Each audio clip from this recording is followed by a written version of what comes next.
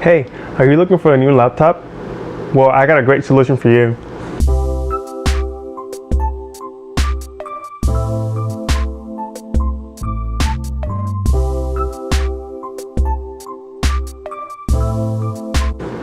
Hola and welcome to another video.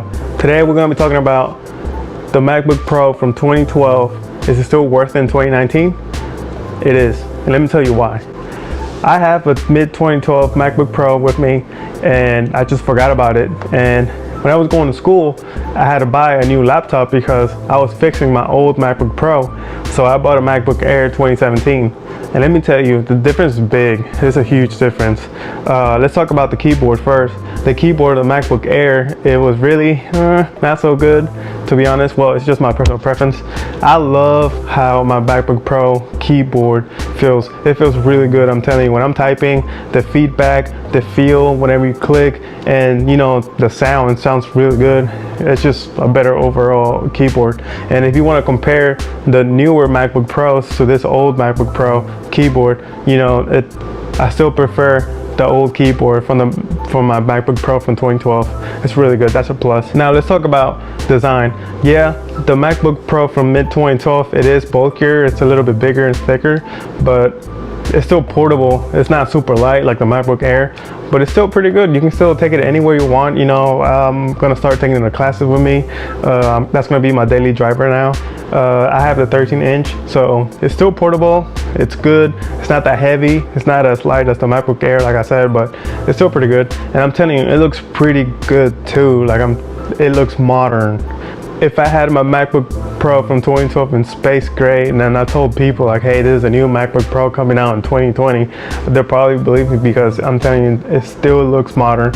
You know, the curves, the keyboard, maybe not the screen because the screen's not Retina or 4K, or you know, it's not doesn't get as bright as the newer ones, but the body, the hardware of the MacBook Pro from 2012, it's really good. So that's a plus. Now let's talk about the memory. Let's talk about the hard drive, and let's talk about the RAM. That's the main reason why I'm using my MacBook Pro from mid 2012, because I upgraded my hard drive and the RAM. Now I have an SSD 512 gigs and I have 8 gigs of RAM. So I was thinking about getting 16 because you know the old MacBook Pro with the unibody, it's user upgradable and you can get up to 16 gigs of RAM. But I thought, if I'm not gonna doing 4K videos, which I'm not, I'm only doing 1080p, 8 gigs is pretty good. You know, when I'm switching from apps to another app, or if I have multiple apps open, it's still pretty good, still pretty fast. Let's talk about the SSD. When I'm turning on my computer, I'm telling you, it used to take me with my old hard drive maybe like 2 minutes to turn it on, but now it only takes less than 30 seconds. I'm telling you, that's a huge difference, and that's why I'm still gonna use it for 2019. Another reason why I'm still gonna use it for 2019 is because it's fast, it looks good, the screen is still good, but it's portable, and because it still works. If it's not broken, well, it was broken before and I fixed it. If it ain't broke, don't fix it, right? But now it's fixed square because I fixed it twice. So yeah, I'm still gonna use it. I sold my MacBook Air. Like I said, it's gonna be my daily driver. If you're looking for a new laptop, or maybe not like super new laptop, or if you're in a budget and you don't have that much money, you know, go online, look for a unibody MacBook Pro like the old ones, and just get a really cheap one. It's probably stock.